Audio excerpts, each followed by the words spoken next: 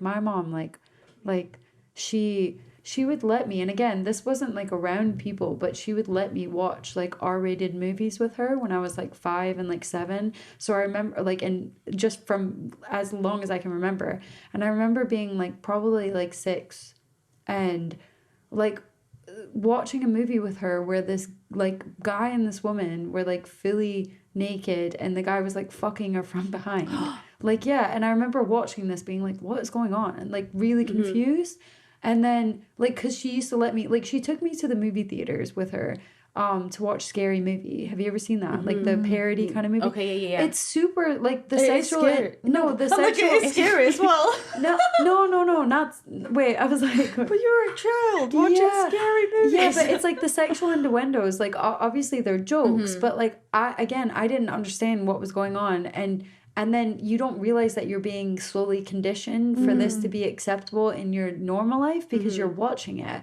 And so like the whole rubbing thing, like I remember like doing that and being caught doing that in the bath, and like my mom told me off loads, and I just was really confused because I was like, but the guy in the movie did it with the girl, like why are you letting me watch this? And it has been proven, like studies like that, like whatever you let your child watch, they'll kind of like internalize that, and it stays in their head, and they kind of like, in a sense, if you want to say, like attract that sort of behavior, and reflect that behavior. So yeah, and again, whenever like, yeah, just like being okay with misogyny and stuff like that happening to you. So like I felt like my worth was just completely determined around like sex and around how many people were attracted to me and how many people were giving me physical compliments. And if I wasn't getting that or having someone like have that attraction, then there was something wrong with me. So it's like how you flipped the other way. I went full like I need it, or else my like, worth is none, like worth nothing. Like and so yeah, so I had that. Like I had that more so after the relationship, like the grooming relationship I was in. I was like 16 and he was like in his mid-20s.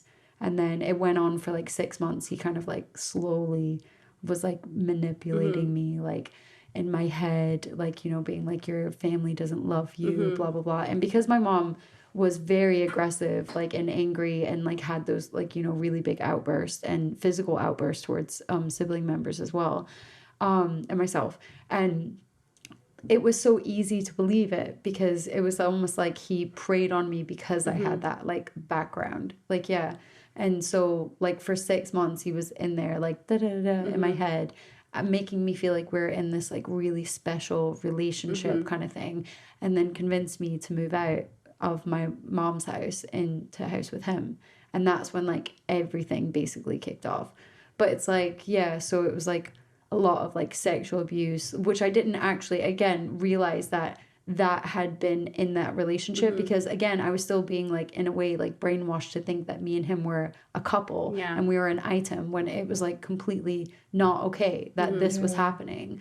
And again, no one, like people knew about this relationship, and the physical abuse that came after as well was just like really intense, like, but sorry, it's okay.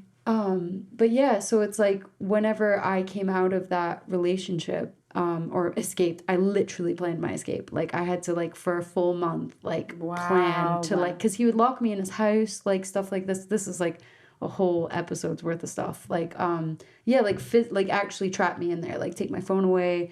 I didn't have a car. He would lock me in his house, go to his work, and like keep me there, like stuff like that. Like it was really intense. And then when I finally escaped, like from that situation, I really struggled with like not feeling like I had to sleep with people to feel worthy, or like message people or have attention constantly thrown at me, because again, like, yeah, like I just felt like that, like he was very like sexualizing me from like a young age and stuff. And like the stuff he would make me do, like, again, it took me till I was like 24 maybe to realize that he had raped me. Like, and this was like continuously for years. Like I was in that situation for 2 years, and it took me that long to realize it, like, because your brain's like amazing in a way, because it just protects you, and it just wraps it up and it puts it away, and it saves it for a time that you can deal with it. Yeah. And it didn't come up until I could deal with it. Obviously it was difficult when it was unfurling, like, you know, but it made me feel better knowing that I didn't choose to have those things happen to me. Like, I didn't want to, like, you know, have that happen to me. And that it was, like, nice knowing that, like, I didn't agree to it. Because in my head, it made me feel worse thinking that I chose to do it. Do you know what I mean? Yeah. So it's, like, in the sense of detaching from your body. Like, yeah, to save yourself. It's like a protection way. It's like the way your mind protects you, and then in my, like, so it's like I went full opposite. Like, I'm trying to think of like, you know, obviously it's not easy, but like in hindsight you can be like, okay, that's like, you know, totally been groomed them and brainwashed, because you're making me feel like I'm good when I behave like this, and I'm bad when I behave like this, and when you react like this, then I'm doing something wrong.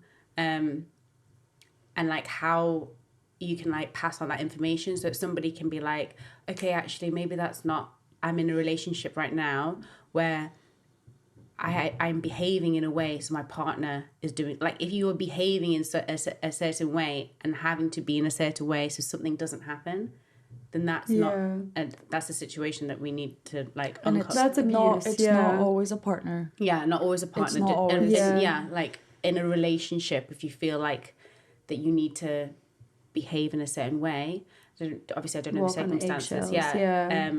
It can be you can have a conversation, uncover it, or if it goes even further to get somebody else involved. I remember telling in my like domestic relationship with like fighting and stuff, I did like I'm gonna say give as good as I got. I didn't, but I spoke about it. I spoke about it. I screamed of my, like, I just don't know how. I don't know. I like my neighbors didn't do anything, and like I literally would be like screaming for help, and nobody came. Really? And I remember like, but I packed my bag and I just stood outside the house and I just went back in. Like it's just totally like, just a really fucking head fuck. Like it's just like a head fuck of being like, what? I obviously thought that this is like what I deserve, and then I had to I thought that like my deserving was just like somebody who treats me like this and giving me love, but you're not treating me in a good way. And I've seen a lot of violence, and I've seen domestic, and to me having that fire was like sort of like passionate and stuff, rather than being like, no, this is bad. Because when I got with Jamie, I was just like, we'd never had an argument, like what the hell is going on? I don't understand, you know, and made a decision to be like, I'm accepting love that is like makes me want to grow, that is good for me, that is you know, waters you, and you're coming up together, rather than being in a relationship where you're like pulling someone along and you want them to do something and you can't change anyone. So like you need to leave that relationship. No, it's so true. But it is it's just head fuck central, because it's like, well, you can't explain an abusive relationship unless, I mean, I've not had a partner who was that abusive. I've never been like locked in the house or like, do you know what I mean? Or beaten. What a loser. No, I'm just kidding. Damn it, I missed out. No, but get out. It's still like I've researched the cycle of abuse and how, damn it, I don't even remember the 4 like stages, but it was basically that they like love bomb you. They give you so much love that you basically feel like this is the person that loves me for real, because they're doing all of these lovely things for me. And then through the 4, like then there's the other 3 stages where they basically, you know, first it's verbal abuse, and then it just progresses to like worse and worse, and then they do the love bombing again. So it's like a cycle. So you feel like, okay, they love me again, everything's okay, and then they get the shit beaten out of them. You know, and it's kind of like you start to you constantly want to focus on the positive things that have happened and why this person loves you. And another stage of the cycle is that they make you feel like you have no one else, and that's why you have to keep coming back. I literally I think that's a big one, a big highlight, to be like, this is the person, they know you. Because they isolate you as well. Like no one else is gonna love you. He like, again, he took my phone away to where I couldn't contact my family. Like I couldn't get in touch with anyone. Like I wasn't allowed to like leave and stuff. Like if I went anywhere, it only was with him. So it's like being controlling in the sense of leaving the house, like having your own things to do. Like, do you know what I mean? Like the only thing I was allowed to do, and like luckily I still did, was just like go to work, and which he dropped me off at, and go to university as well. But I dropped out of school, like for like because he convinced me to. Like, do you know what I mean? Like I say, like I dropped out and went to and got my GED, luckily. Like, do you know what I mean? Still, but I mean, it was because he was in my ear saying, why do you need to go to school? Like, just stay with me. Like, do you know what I mean? And then it got to the point where I was just like, oh, well, I'm never going anyway.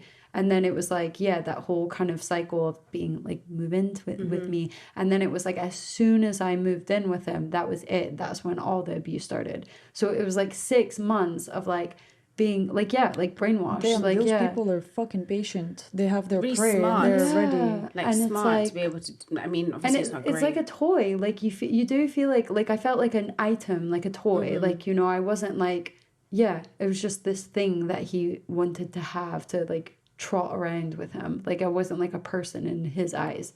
So that's a weird, again, in the sense of being objectified. So it's like, then leaving that's all I craved, was because that's how I was treated. So it's like, yeah. And it usually does happen to people that are vulnerable. They have gone through something. And yeah, it's usually when you're younger and you're a lot more naive, and it's, you know, you want the attention of boys, and if an older guy gives you attention, it's like more cool or whatever. Yeah. And then, yeah, so if you're listening to this, fucking listen to the signs. Yeah. Not listen, well, look at the signs. Look at the red flags. If something's a red flag, it probably fucking is gonna continue and get worse. So if somebody fucking decides to hit you, or like even like verbal abuse, like saying, just having the power in them to say something mean to you, fuck that guy or girl. Fuck that person. Fuck that person. They don't deserve your attention then. Yeah. But your worth isn't like measured in how people see you or what people say about you or what people say to you. Your worth is how you feel about yourself and how you want to be betrayed by others, in a sense, is so it's like defining how you love yourself. If someone is making you feel like your worth is defined by them and their ideologies and their like you know what they have to say about you and stuff like that, then fucking run. Fuck that shit. Run. Get out of there, because they're a piece of shit. Yeah, because you're never gonna love your life if you're living it for someone else. Yeah, exactly. Yeah, that's it. Yeah. And I think at some point, hopefully, I mean, it's just the sad part. Sometimes things like that end in death. Like the person will literally get murdered by the abuser because they've been, you know, in that cycle for so long that if